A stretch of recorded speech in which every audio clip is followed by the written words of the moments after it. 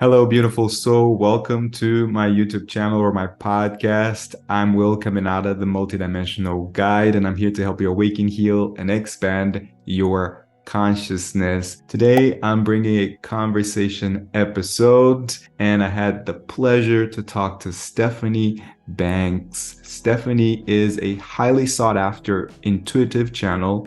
She's a mentor and a guide who helps people connect on the soul level, and she channels from the perspective of any soul currently on the planet, souls on the other side, purely non-physical beings such as spirit guides, as well as trees, animals, and Mother Gaia. So we talked all things channeling, and this is one of the things that really caught my attention. She talks about channeling souls that are incarnated, and also animals, your pets, trees, crystals. So it was a fascinating conversation about channeling. If you love hearing channeled messages, or if you would like, especially if you would like to start channeling, there are so many nuggets of wisdom and tips that you can get from Stephanie from this conversation. So I hope you enjoy it. If you like this conversation, please share it with that one friend who also loves channeling or learning more about channeling, and enjoy the show. Hello, Stephanie. Thank you so much for joining the podcast. Hey, Will, thank you for having me. It's a pleasure to meet you, and I'm excited to talk to you about all things channeling. I watched your TED Talk and some of your interviews, and I think I know this is going to be a great interview, and I'm sure people that are tuning in, they are here to hear something that they might resonate with. So before we start talking about channeling, I would love to know about your spiritual awakening journey. I always like to start asking this question because I think we can all relate in one way or another. We all have very unique journeys, but we can relate to a lot of things. And maybe you can link into how you started channeling. Sure. Yeah. And just to be clear, I'm still awakening. I will always be awakening. Yep. And I fall asleep sometimes too, because I am still doing this human endeavor as well. Yes. So I'll explain where my beginning with channeling started, because I feel like it's something very relatable that many people will have the experience of.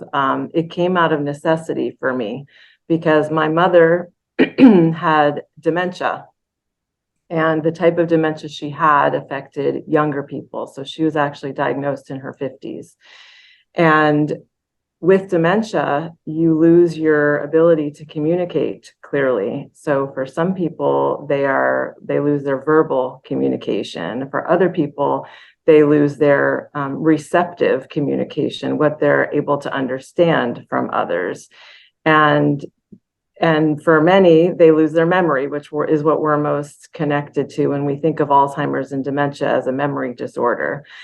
With my mother, her communication skills all across the board were starting to break down, and it was becoming more difficult for me to have connection with her and to know what she needed from me. Even though I have a background in communication disorders as a speech pathologist, it's different when it's your family member, and it's different when it's someone that you love and that you have a complex relationship with, like a parent. So I found that we were getting very frustrated with each other. She was frustrated with me and I with her, and we were getting very stuck.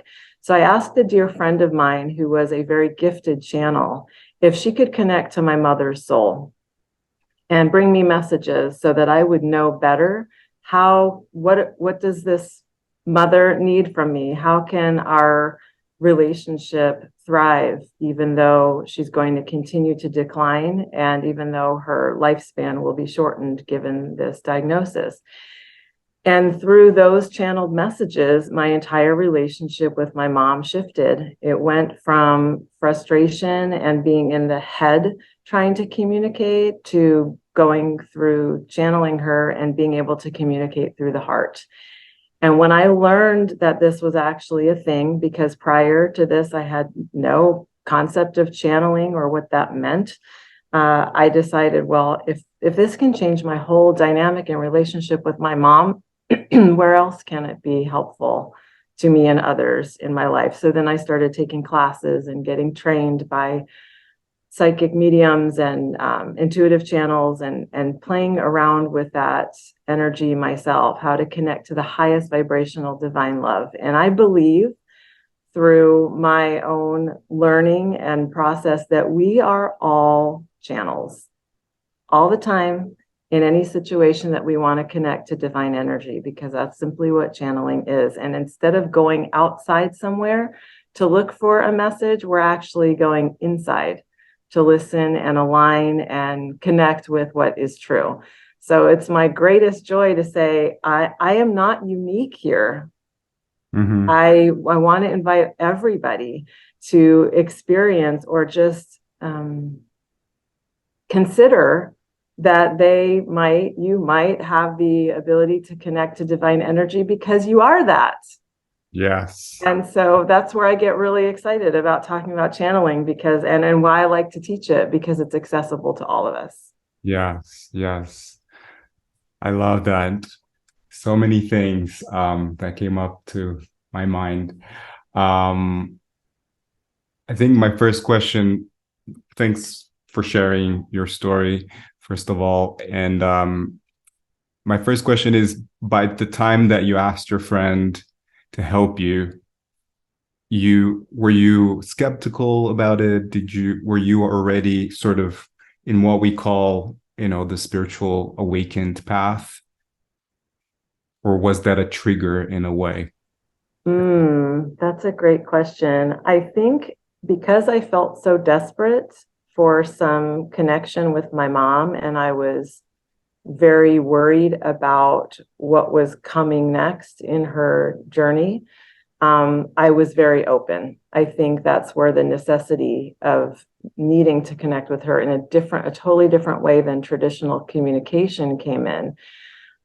So I was maybe very mildly skeptical, only in that I didn't know about it. Not that I doubted it, because I trusted this friend. And I think this is where we can have safer journeys into channeling, is if we find someone we trust who's doing work that we can lean into, that we feel safe around.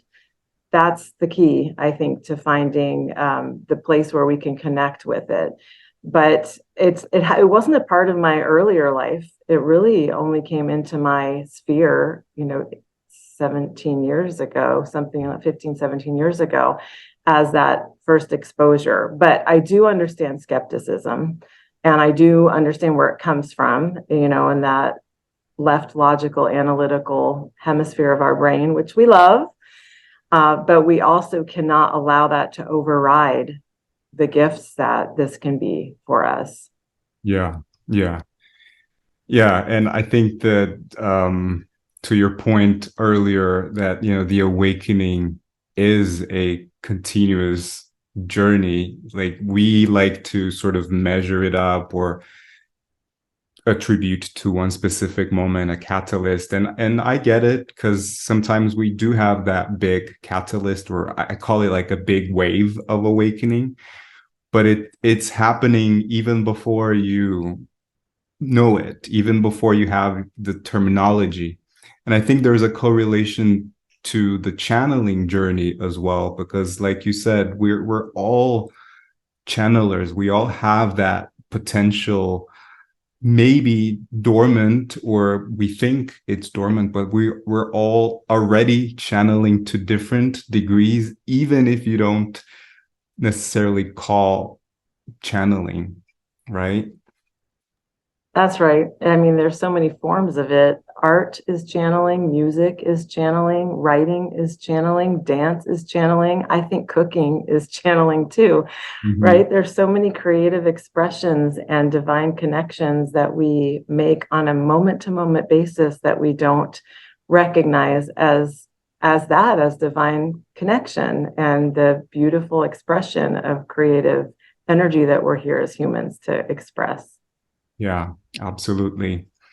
And one thing that got my attention about your story, I watched your TED talk, and I was reflecting on the story you shared about your mom, because I think for most of us, myself included, a while ago when I would think of channeling, the first thing that comes to mind is like channeling this spirit guides, channeling the angels, or the higher dimensional beings, the Pleiadians, the Arcturians, right? But you were saying you were channeling, or your friend was communicating with a soul that was right there in front of you, like physically. And I thought that was really interesting, because we don't necessarily link to, well, I can channel, someone that's right here. So tell us a little bit about that, because I think it, like me, a lot of people might be also drawn to that moment, that information of channeling souls that are on Earth incarnated. Yeah, and that's you can tell by my face, I'm really lit up by it. That's what's so magical is like you said, we generally think of it only for the non-physical beings that are on the other side or in the other realms, but actually my joy and my genius in the realm of channeling is channeling souls that are here on the planet right now.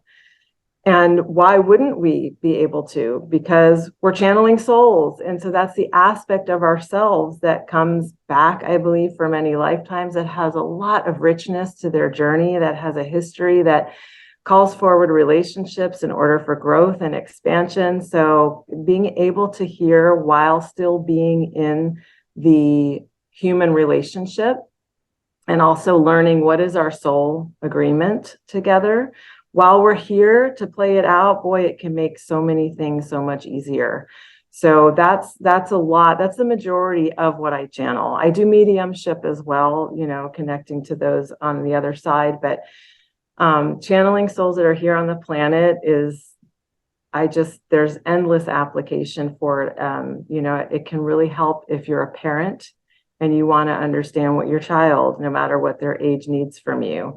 I channel animals too, and the essence of them while they're here. So hearing what your companion animals need from you, hearing what your own higher self wants you to know. Yeah. Right? Yeah. How many times, our higher self is talking to us all the time, but are we listening?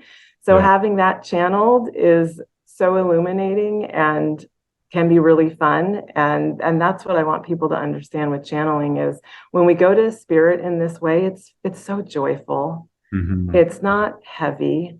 Our guides, I channel spirit guides too. They want us to lighten up, have some fun here. We didn't come here for all work. And, this is a beautiful buffet of every sensory pleasure possible. And we came in with an awesome sensory system to enjoy all of that. So we get to do both, be integrated in that way. So that's what I would say about that. Yeah, I love it. I love it. And it's something that I always say to the people that I work with is, like, before you even start thinking about channeling the higher dimensional beings or your angels, your spirit guides, try connecting with your higher self. Like, your higher self is right there, right? What other beings can we channel from? You mentioned animals, trees, water, Mother Earth. Yes. Yeah, keep going. I believe anything you can conjure, anything you relate to, can be channeled from the higher perspective. So I don't think we're limited. Sometimes I'll have clients who are much further than I am in their spiritual journeys and in their understanding of what energies and entities are around. I don't have a lot of understanding of that. I'm somewhat well-read, but not fully. And so they'll say, oh, I would like to hear from this entity. And I have never heard of that entity before, but that's okay. I don't need to know it to channel it. I just need to know how to get out of my own way so that message can come through. And that's the joy of it, is being willing to step aside, not being in the knowing, and allowing whatever's meant to come through. So anything you can imagine that you would like to channel, we can. And I do channel Mother Earth, and she has a lot to say, and she needs a lot from us right now, right? And we owe her a lot to help her rebalance and to bring back reciprocity and care and replenishment for this planet that's in a very difficult and dire situation right now because of all the extraction and destruction that we've been bestowing. So wherever your heart wants to go, there is an energy or a loving being that is there to respond to that. Yeah. I love that. And I think because our, logical mind, we want to maybe know the name or, what being it is. But like you said, the message is really what matters the most, and the feeling as well. Sometimes it's not as clear as a whole full sentence that you'll hear, but it's just a knowing, it's just a feeling. Can you talk a little bit about those different ways that we can perceive the messages or perceive energy?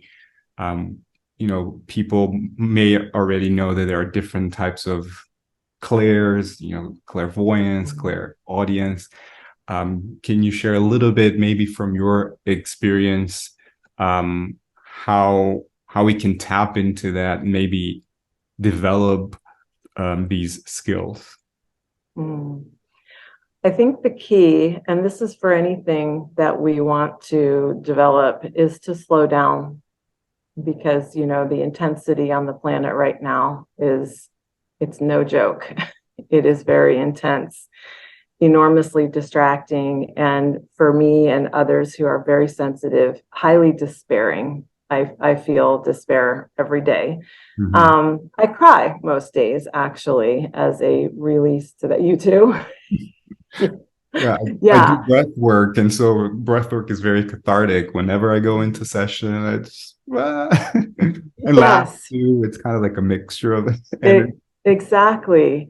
And so when we're fast, when we are frantic and frenetic, I'll speak for myself. I'm no good to myself, to anybody, really, because then it's just moving so quickly from one thing to the next. And usually those things are worries.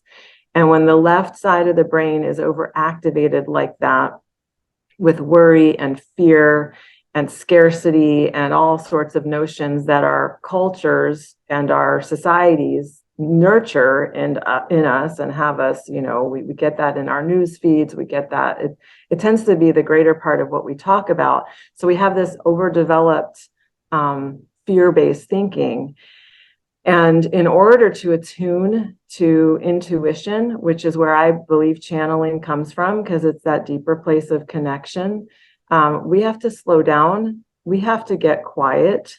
You don't necessarily have to get still, because sometimes when I'm running or walking, I get amazing messages and I'm able to, bring through a lot of information. In the shower, right? Yeah. Oh, always the shower. Yes. All sorts of beings visiting in the shower. But we can't get anywhere if we are frantic. Then we just stay in the rumination of the fearful mind. So as the foundation, we have to be willing to slow everything down and pay attention to the simplest of tasks, like how are you getting out of bed in the morning? Are you flying out of bed with every thought in your mind about all the things you have to do today and all the people you have to help and serve? Or can you just breathe first and stay still a bit longer and check in with yourself, your guides, your angels, whoever you pray to? Can you have a ritual that brings you some quiet, some space, gives you a little bit of room? Spirit will come in wherever it can, and it won't when it can't. And when we're noisy and afraid and frantic, there's no space for that kind of exchange. So, foundationally speaking, we have to create some space by slowing down. And there's lots of ways to do that. Yoga, meditation, reading, things that are nourishing to your heart and your spirit, beautiful conversations, mantras, chanting, music, singing, so many art, so many things that for each of us, it might be a little bit different, but that brings us into a flow state and a slow state. Yeah. Yeah. And I What actually, works for you? I was thinking because I loved what you said about waking up in the Mhm. morning. This is the time when you're kind of half asleep, kind of awakening. That's when I get a lot of messages. Sometimes it's a message about the day ahead, you know. Um, and I totally agree with you. I think slowing down and also building that routine so that it's something that is consistent and it's not like a 1 hour in the week, right? For me, a game changer personally was my spiritual practice, especially with breath work, because I can get to a an altered state of consciousness. So that really helped. But to your point earlier as well about music and art, I'm an artist and I write music. And when I was doing my degree, it was a songwriting degree. I had to write every week. And so I would meditate and I would start free writing. I didn't really know that I was channeling, but now looking back, yeah, that was channeling. And when I look at the songs I wrote, I'm like, did I write this? Like where did that come from? But then it got to a point where I was like, yeah, I wrote one specific song with my dad who passed away when I was 8, and it was so fast and it was so strong that when I finished it and I listened back, I started crying, and I knew I didn't write this together. And I do think that we all channel, even if we don't call it channeling. I sometimes I might watch a movie and I think this guy, whoever wrote this, was channeling, whether they know it or not. Like the guy who wrote Star Wars. I mean, he was channeling the Orions or the Draconians, right? Yes, absolutely. And when you were just speaking about the music you wrote with your dad, I got chills all over my body. So, and this is how a lot of people experience the presence of spirit and the presence of truth is the skin, right? Chills or shivers or something. So, another powerful tool is nature. If you want to know the fastest way to settle your energy, it's to get out in the natural world. We are nature, but our culture has us believing that something different entirely, like we're separate from it or in control of it or meant to beat it into submission, all this nonsense. But we are nature, we are stardust, we are all that's ever been. And so when we go out and we become part of, through our sensory system, like the butterflies and the bees and the birds and the creatures and the trees and the plants and the animals and the magic and the interconnected web that we're part of, I have yet to meet someone that does not say that those experiences change them. They bring us back to our center. And anything that brings us back to our center will prepare us and help us align to receive and to be the divine beings that we're meant to be. So that's something else I would say too. Yeah, Absolutely. Yeah, we are nature for sure. Um, would you say that, or maybe that could be like a demystifying a myth? Um, because some people might be thinking that channeling is only telepathy. Like I'm going to connect and I'm going to hear my guides saying word by word, like we're having a conversation. Would you say that this is very usual? This is how it happens for most people, or that is kind of a myth, and we should be more open to many possibilities of communication? For me personally, it does come through in fluid words and paragraphs. Mm-hmm. However, that's my modality. I'm a speech therapist. I love words. I love language. That's how I'm not a musician like you. So I would try to sit and channel music, and I can promise you it's not going to be pretty. But you bring words and language, and that's my modality. And so yeah, I can, that's how I operate. But it is so different for everybody. Mm-hmm. And so I would say if you're new to it, or I mean, we established that no one's really new to it, but they just don't know they've been doing it all along yet, then be open to a variety of ways that your guides and your higher self and spirit in general can support you, communicate with you and through you, send you messages. You know, there's messages all over the place. If you're looking for, if you like numerology, then keep your eye on the clocks, because you will see repeating numbers and you will see dates on calendars and you will see signals and signs from spirit in that way. If you're into animal messengers, which I am, then pay attention, you know, as you're on your journey, because the animals will come and they're there to bring you some insight, some information. If you want to, the way I teach channeling is I do believe we can request from our guides to work with us in a certain way. Mm-hmm. And once we establish that connection and relationship with them and nurture it, keep showing up to it. That's the thing with channeling. Just keep showing up instead of taking long breaks and getting frustrated. Mm-hmm. Then our guides can work with us, fine tuning and honing and bringing our attention where it needs to be and giving us some specifics. Mm-hmm. And sometimes channeled messages come through in a book that you might be reading. A sentence jumps out at you and you think, oh my gosh, I don't remember anything else that I read, but that sentence right now has everything to do with the rest of this day. So you can use that. There's endless ways that we can be present to the transmissions that are here for us. Yeah, yeah, I love that. And one thing you mentioned is that you love words, and so Mhm.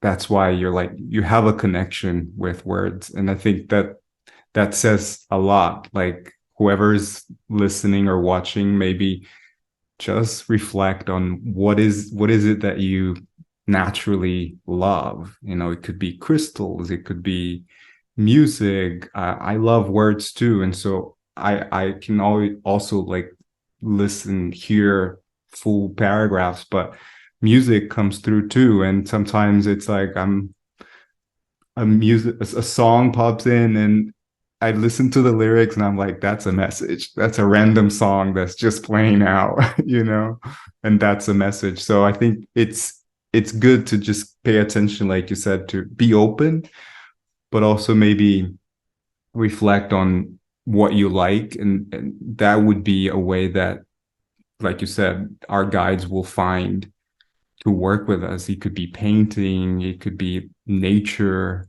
Um, Tell us a little bit about the spirit guides, and if anybody's like wanting to work with them or wanting to know who they are, um, how can one go about it? Maybe like some tips for, you know, someone who's never consciously worked with their spirit guides. Well, at first I would say that we have guides for every aspect of our lives. So from the most mundane, we actually do have guides that will find us the best parking spot at the mall. I'm not joking. Mine do it all the time for me. Every single time I remember to ask them. To the most profound, like unbelievable conversations or meetings that we would never have otherwise had, except for the divine timing of our guides supporting us and bringing us to the right place in the right moment. So, given that you have guides for everything, what do you want support around and what do you want help with? Because I don't believe our guides just swoop in and do things for us. We are more like in like a collaboration and a co-creation with them. Because how would we grow at all if all the difficult tasks were handled by our guidance system? Yeah. We wouldn't. And I believe we're here to grow. So your guides want to be of service. They want to be helpful. They know their jobs. You have too many guides to count. People, I love when my clients say, can you tell me if I have any guides, if there's any around? And all I can see are billions and billions, and I can't even begin to give them a sense. Yes, exactly. So you can ask, be specific is what I encourage. Ask for what you want, even if you think it's just a menial little thing. A good parking spot is very helpful in your life, right? Finding, love, if you're looking for love, we have guides for that. If you're in the process of creating something, like I'm writing a book right now, I have writing guides that support me. And what I need to do in order to be able to hear them more clearly, again, is slow down, do some sort of a ritual so that I am inviting them into the space.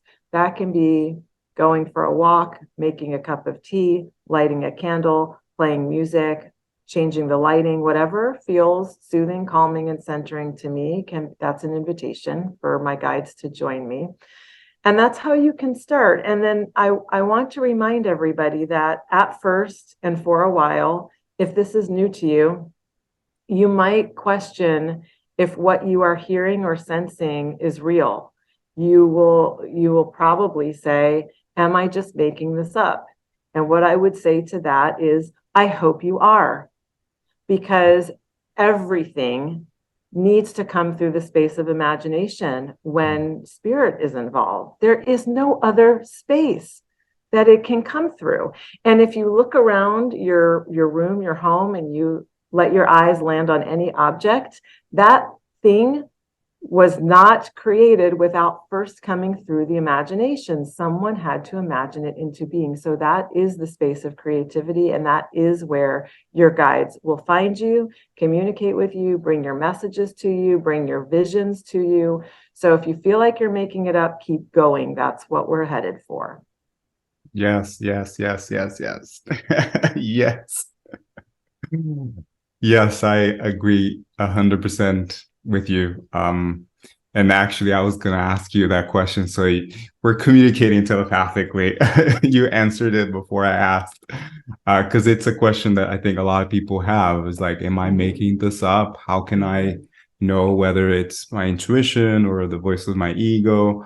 And yeah, what you said is exactly how I feel, and that's what I tell people that I work with too. Is like I hope you are making it up, and imagination is in the realm of, the spiritual realm in the higher dimensions, and that's how they work with us. And I guess unless you're in a really deep trance state and you have people, next to you to help you with that, you're going to be somewhat aware, right, of your surroundings, of what's coming through. And you mentioned writing. So if anybody has this, feeling like they love writing, and writing is, automatic writing is one of the ways that people can channel. What would you say if anybody's like, yeah, I love writing, I'm going to give it a try? Yeah, what tips would you give? I would say write a lot and write as often as you can. and use the time that you have set aside for writing to also answer some questions that are sitting on your heart. So check in with yourself first, maybe, and just see, is there something I'm struggling with? There's always. Is there a relationship I could use clarity on? Always. Is there a task I'm supposed to give attention to? Always, right? These are questions that we normally run up the flagpole of our cognition, but actually are better answered by intuition and guidance. And so you can write the question, make sure it's open-ended, because if you just write a yes or no question, that's not really flow. That's just a yes or no.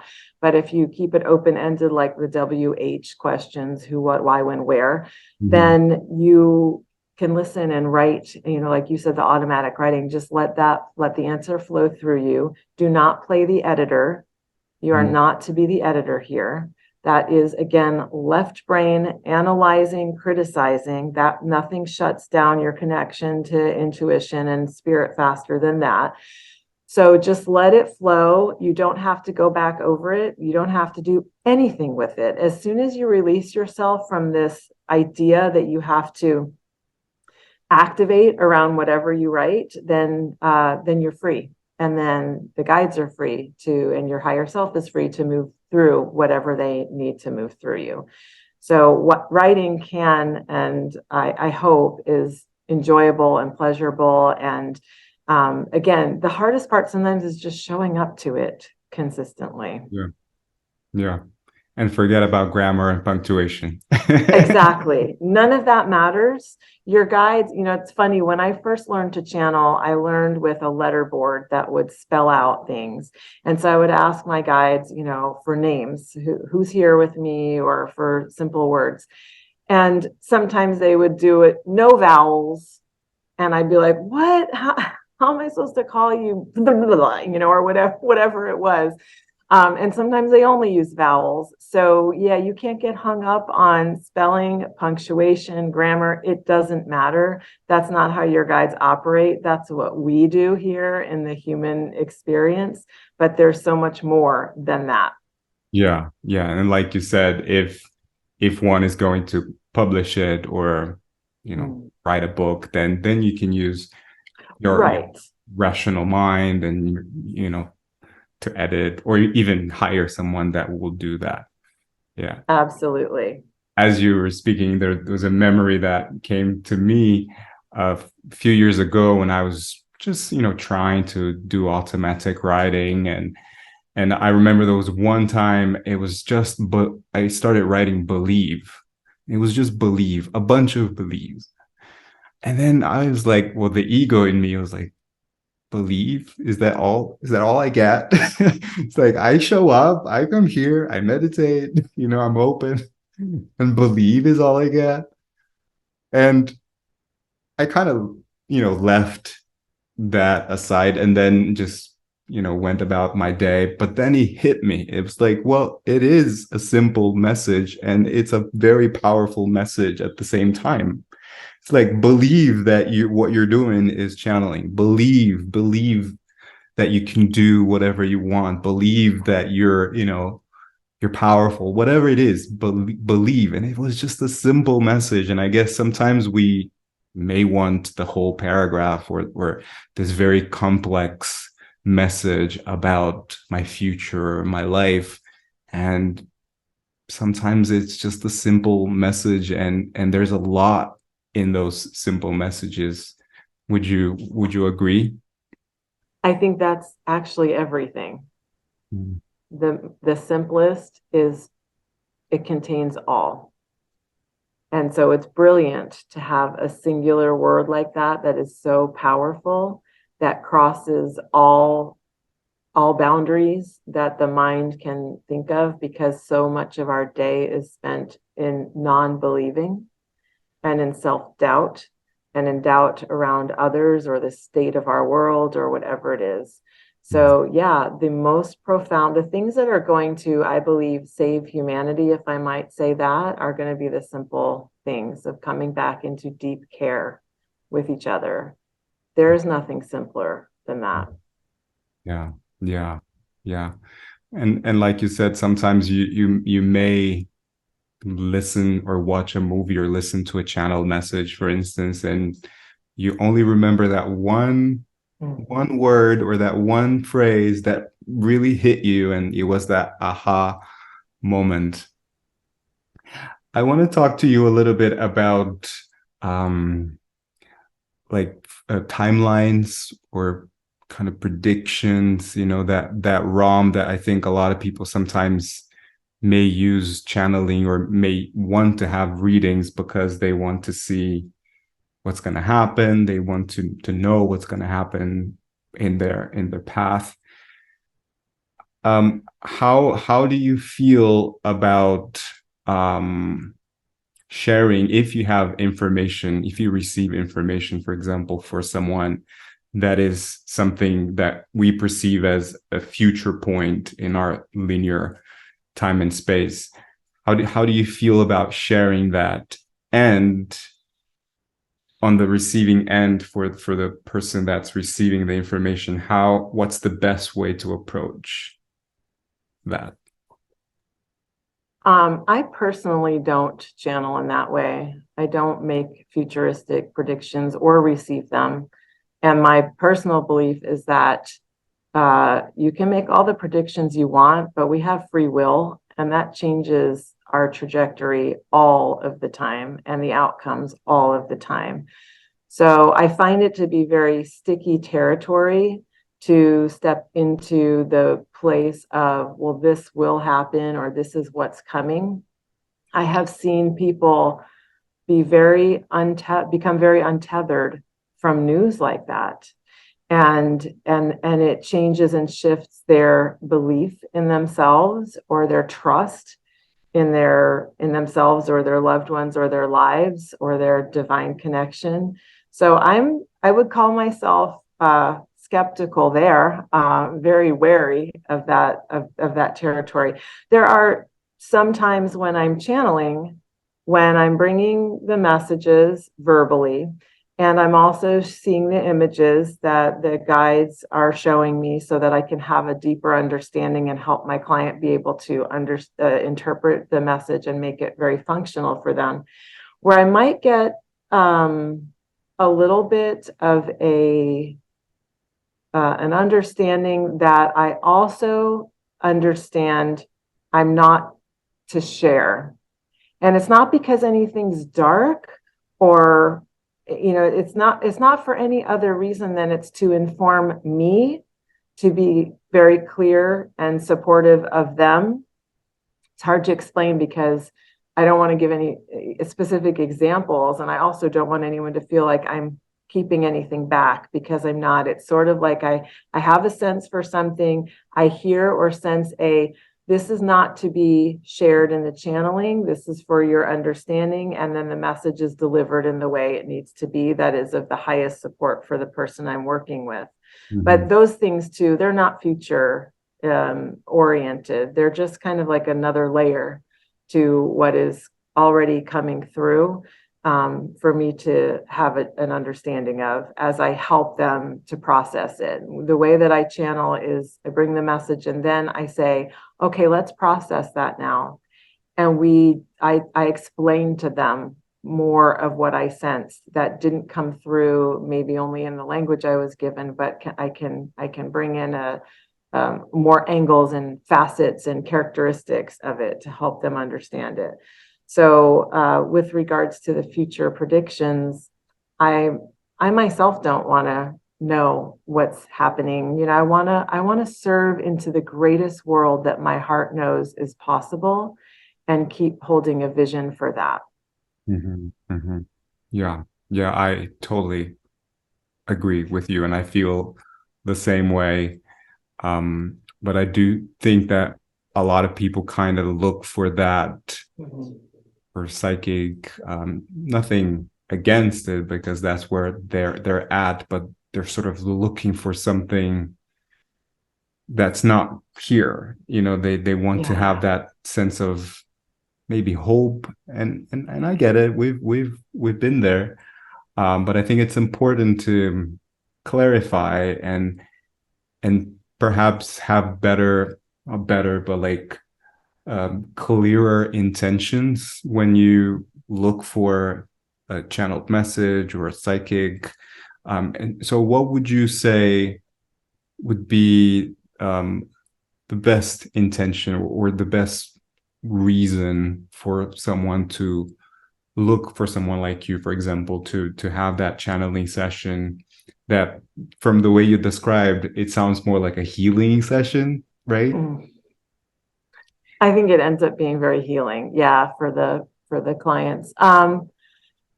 The people that come to the work that I do are simply looking for clarity. And that is across any area of their life, whether it's personal and interpersonal relationships, whether that's career and profession. Are they commonly the question is, am I on the right track? Am I picking up on what I really need to be noticing? Is there something else I should be, aware of or diving into or clearing away? So I find that anyone looking for a reading of any type, I wonder if perhaps we're all looking for the same one thing, if we could distill it down, and that would be to trust ourselves.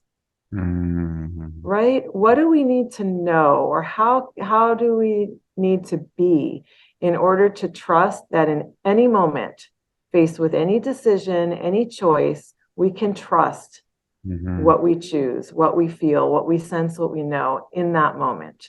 And even the people looking for futuristic predictions, will I ever find love, right? That's a very common one that a lot of money is centered around in the psychic world, who you're going to partner with, etc. What if their question is actually, will I have what my heart desires? And will I trust myself to know it when I see it or feel it or sense it? Yeah. Beautiful. And this is so synchronistic too, because I think it's this week, over the last couple of weeks, the word trust has just been popping up all the time. And I'm just feeling that trust, and the message I got from my guides was, there is always a deeper level of trust. Like when you think that you trust and you surrender, there's more, right? And I thought, when I got that, I was like, I think I'm doing quite okay with trust. But that's when they went, no, there's more, right? And I love what you said, that maybe this is like the common thread that people are looking for. And the other interesting thing too that came to my mind is, sometimes I might be talking to a friend about something, and they might say, have you asked your guides? What did they say? And I'm like, actually, I didn't. But that's not really how we work. How's that experience for you? Oh my God, I so resonate with that. I was speaking with my sister a few weeks ago because I was struggling with, should I adopt this dog that I was fostering? And she said, well, have you channeled the dog? Have you have you channeled your higher self? Why are you asking me, woman? And I thought, sometimes I feel like I'm a little too close to it to channel it for myself, but that's BS. No, I'm not. I can drop in anytime I want. I can feel and sense, even if I have attachment in the channeling, I know what parts are attachment and what parts are invitation from spirit for possibilities. So yeah, we don't operate like that, like you said, but should we? For me, probably so. The times when I say, oh, I'm lost, I don't know what to do. Yes, I know exactly what I need to do. I even have this crystal ball on my desk, which of course is just fun and symbolic. It doesn't tell me the future of anything, but I have the tools, is my point. And we all do. Yeah. And we all have the free will too. And back to your point in the beginning of the interview, like this whole universe is a free will zone. So even if you get a message, and I personally feel like, at least with my connection with my guides, they never tell me what to do. It's always like a nudge or maybe an encouragement, or maybe like try to see from this perspective or the other perspective. And because at the end of the day, like you have the choice to adopt the dog or not, right? And I think that's the same thing with the future predictions as well. That I think I believe that timelines aren't fixed, and that combined with your free will, then how can we really predict? Exactly. But there are like maybe higher probabilities, Mm-hmm. that are very likely to happen if if you open yourself to it, and if you make that choice. Love it. Thank you so much. I'm loving this conversation, but I'm going to go into the last section of the interview, which I call fun and deep questions. I have some quick questions, and I suggest that you just don't overthink and just say whatever comes to your mind, and we'll have fun. Okay. Okay. So, first question is, what is your definition of channeling? Connecting to divine energy that exists within and surrounding us. Amen. Stephanie, what brings you joy in your life? Every living being. I take so much joy in being one with nature and the pure vibration and beauty that exists around us in every species and every animal and every plant and rocks, crystals, waters, everything. Beautiful. Imagine that all the books in the world were going to be destroyed and deleted forever. You can save only one. So if you had to save one, which book would you save? I'm sorry, I can't pick one. It is not possible. I just can't. I mean, I might pick this one, but I haven't read it yet, so I don't know. But it's by Lynn Twist, her new book, Living a Committed Life. No, not possible. Next question. I saw the Rumi oracle in the back. Yeah, I mean, I have so many books behind me that my life has anchored into because of their teachings. Yes. So I totally get it. It's the question that people go like, oh, I can't. That would be apocalyptic for me if someone told me you only get one book. Yeah. What is the one thing that people might be surprised to know about you? That I struggle with showing up to meditation just like everybody else, that I am not a perfect practitioner of meditation. I have clients who think I meditate 13 hours a day in order to do the clarity of the work that I do. And no, I don't. I have exactly the same struggles as everybody else. Yeah. That's really comforting, I think, to know for a lot of people. And yeah, people have that idea that we spend hours and hours meditating, and we might meditate for 20 minutes and also that's great. We learn that we can be in connection with spirit in the shower, like in nature. The next question is also a hypothetical question. So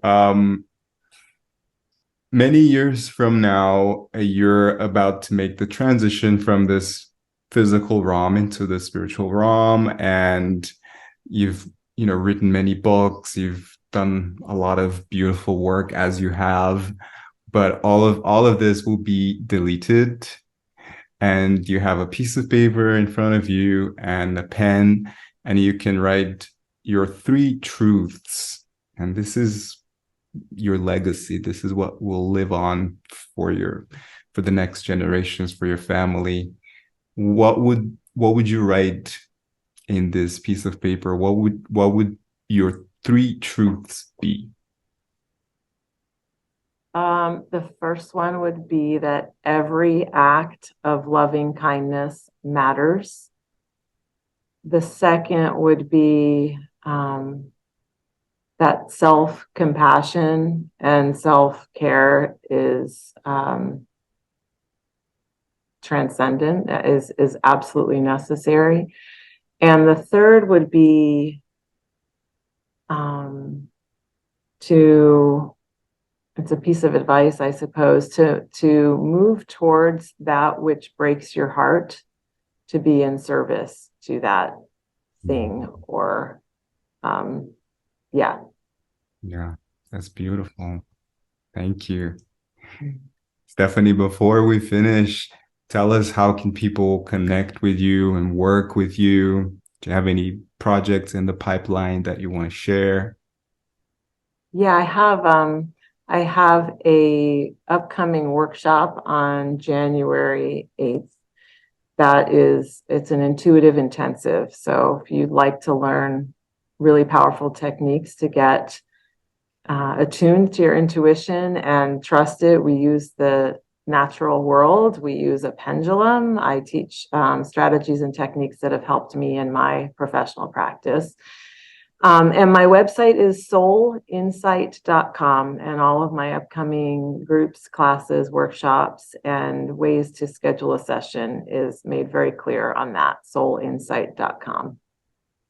Great. And as usual, I'll put the links in the description so that anyone can find you. Stephanie, I want to acknowledge you for your beautiful energy and for sharing your wisdom and for your commitment to this work of inner growth and evolution. And thank you so much for shining your light. Thank you, Will. You are a very bright light, and I'm so glad to be walking the planet together. Thank you so much. Much love. Thanks so much for listening or watching this episode. If you would like to learn how to work with Stephanie or learn more about her work, you can visit her website. It's www.soulinsight.com.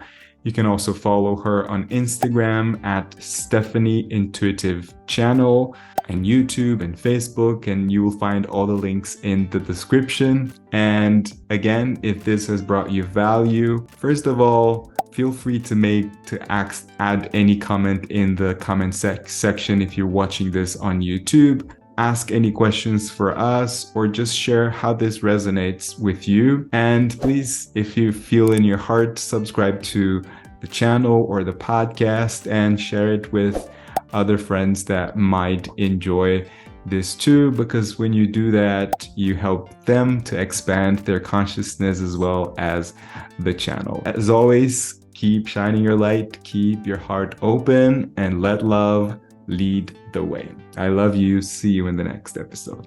Bye.